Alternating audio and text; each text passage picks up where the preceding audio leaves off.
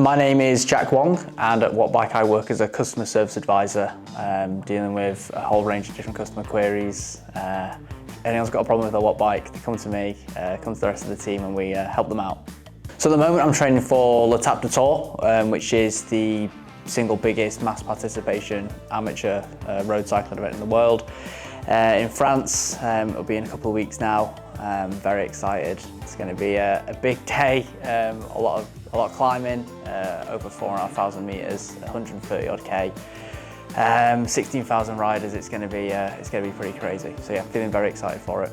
I've been training for l'Étape du Tour now since probably like November 2024, so last year.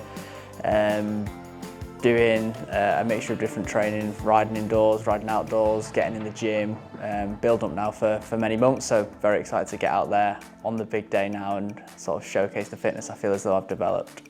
So the sort of training I'm doing indoors and outdoors does vary depending on what I'm focusing on, but as standard I ride 5 times a week, between 10 and 15 hours a week.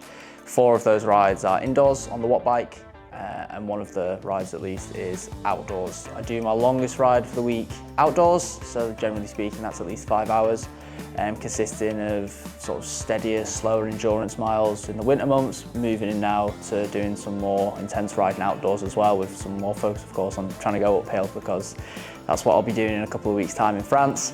With regards to the indoor sessions, I've been focusing a lot, again, earlier on in the year on building the endurance, the sort of steady aerobic miles, and also with a focus on heat training as well, because I'm hyper aware that it could potentially be 30 degrees plus in a couple of weeks' time in the Alps. So depending on the sort of training session I've got going on, I will vary which model of Wattbike I use. So for standard, easy Zone 2 sessions, it doesn't really matter. Any of the bikes are absolutely perfect, and I will use the Air, I'll use the Air Pro, the Atom, any of the bikes are absolutely fine. For various different interval sessions though, I do vary which model of Wattbike I use. For really short, high intense efforts, I'll always use the Air Pro. The reason being is just because the resistance mechanism works in such a way where you get that instantaneous resistance. You can move the fan up and down really, really quickly, and you're basically feeling you're just getting that resistance straight through the legs. So if you're doing sprint efforts or efforts up to about 30 seconds, I'll always use the Air Pro. If I'm doing longer efforts or maybe over/under threshold efforts where the resistance maybe needs to change a little bit more frequently, or I want to manage the adjustment of the resistance on my hands with gears as opposed to moving a lever physically, I'll use the Atom. The reason being, as I said, just because it's so much easier to change the gears with the shifters.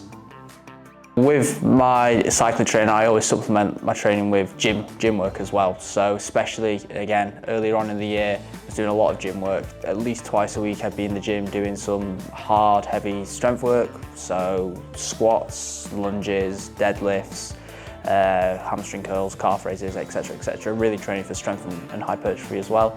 And then moving now closer to the event, still in the gym once a week, lifting some heavy weights, but also supplementing that now with a lot of core work, flexibility work, so at least in the gym 2 or 3 times a week on top of the cycling I'm doing. So the Wattbike Hub app is an absolutely fantastic tool for training, depending on what your event is, a whole different variety of events. It's really, really useful. I personally use the Hub Plus, so the premium version of the Wattbike Hub app. This allows me to access the custom workout feature, so I can make my own workouts, tailor it specifically to the training I'm doing. Another great range of workouts though, if I am preparing specifically for a cycling event such as the l'Étape du Tour, are the cycling workouts on the Hub app. So for example, there's the climbing workout, which perfectly replicates that idea of sitting at a consistent power for 10, 15, 20 minutes, getting you used to working at your threshold or just above your threshold, preparing you for the sort of longer alpine climbs, which I will be doing in a couple of weeks' time.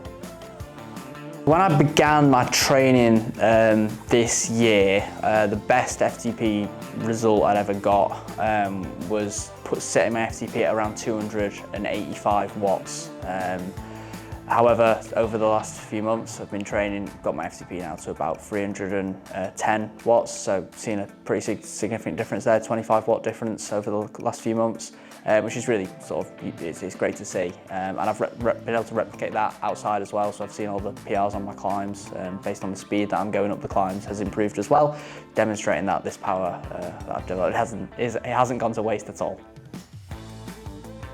So on the race day itself, I'm very excited, I think, just to witness the sort of scale of the event, to see that many people, all with their bikes, all ready to go. I'm very intrigued to ride on roads where there's not going to be any cars as well. I think that's going to be it's obviously very novel for the vast majority of people. Never will have ridden on closed roads before, myself included. And also just the sheer scale again of the climbs. I've never ridden up a climb that is any longer than maybe 5 kilometers long, obviously living in the United Kingdom.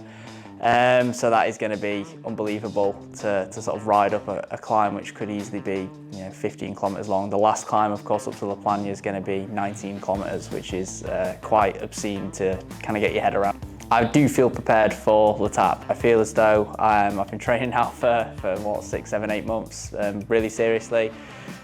Just now putting the final pieces together, just making sure I get to the day fresh, feeling very excited. So hopefully we'll all be okay. I suppose the only factors which are completely unknown, I suppose, are the heat and potentially even the altitude. Once you start getting up above that 1,500–1,600 meter mark, that might come into play. But on the whole, yeah, feeling very prepared and excited to get going. See you at L'Etape.